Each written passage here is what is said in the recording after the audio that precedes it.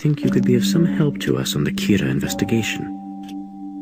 Light Yagami. Attempting to view my work as a fleeting peripheral image so as to engage the superior colliculus of my brain. Siri, name a wonderful restaurant. I'm sorry, Robin, where are you right now? What we're testing down there is the issue of artistic freedom of expression, and it...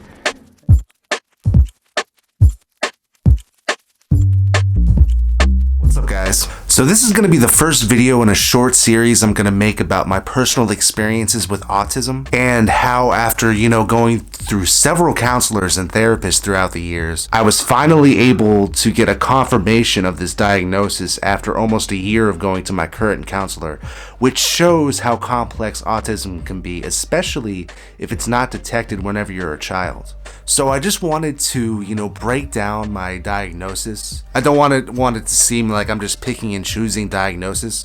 So I was born with autism. Through childhood abuse of various kinds and bullying, I developed PTSD.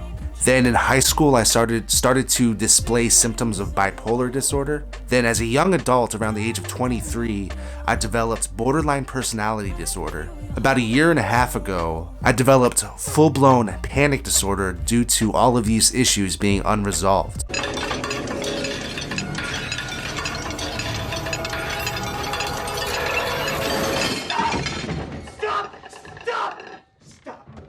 Which is what led me to counseling in October of 2016. But autism was at the root of all of these issues. Now, the official diagnosis for what I have is autism spectrum disorder, but I'm going to use the term Asperger's because it's more specific, it's relatively well known, and I just like the word. I'm looking for a place that will collect, clip, bath, and return my dog.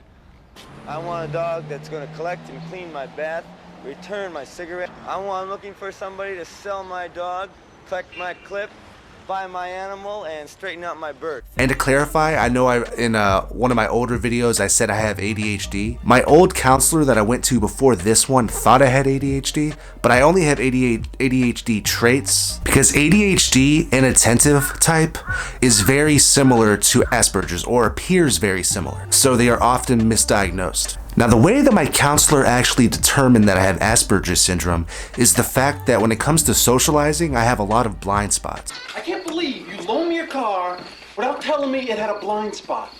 I could have been killed. She suspected it already because of my sensory processing issues, as well as my synesthesia. Plus, my descriptions of my childhood behavior were very indicative of some type of autism spectrum disorder. But I appeared to communicate too well to receive a full diagnosis at first. Now, the difference between me and what you would consider a person that is neurotypical, which is a term that is used to contrast between those with autism and those who don't have autism in general terms, is that I do not know how to socialize intuitively. Oh, that was sweet.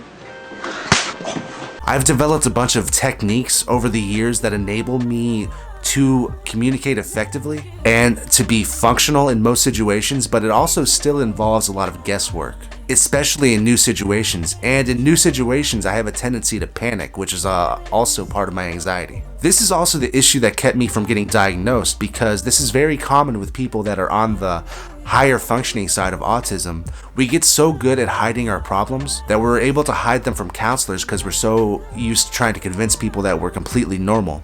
And we can even be so good at it that we convince ourselves that there's nothing wrong with us. And that's the problem. Autism doesn't just go away. You're still wired that way.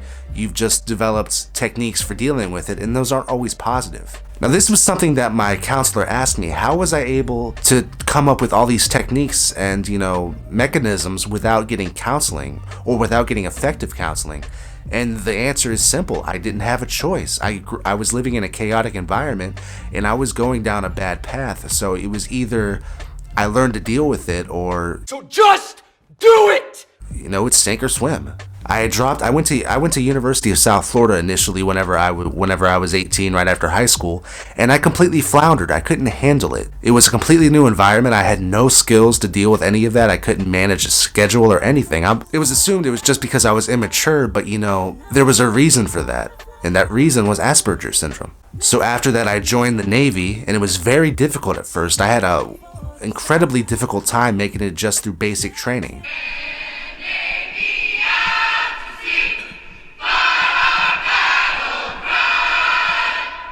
And as I went through it, you know, going through my first couple commands, my first shift specifically, I had no idea how to get people to like me. And it seemed like no matter what I did, people just thought I was, you know, rude, lazy, all these different things, and I didn't know how to combat that. And I had no way of controlling people's perceptions about me. So it got to the point that I figured out if I just take jobs where I don't have to work in teams and just work by myself, I was able to function. But that doesn't work in the Navy. The Navy is very focused on teamwork.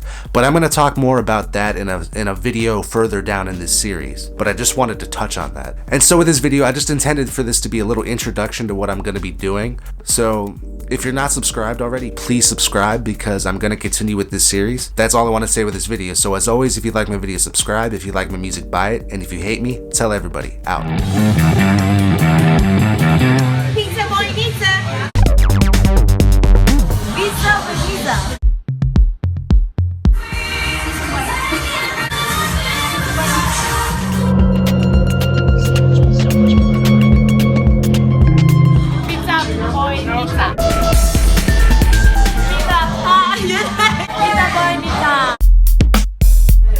Pizza bonita. Pizza bonita.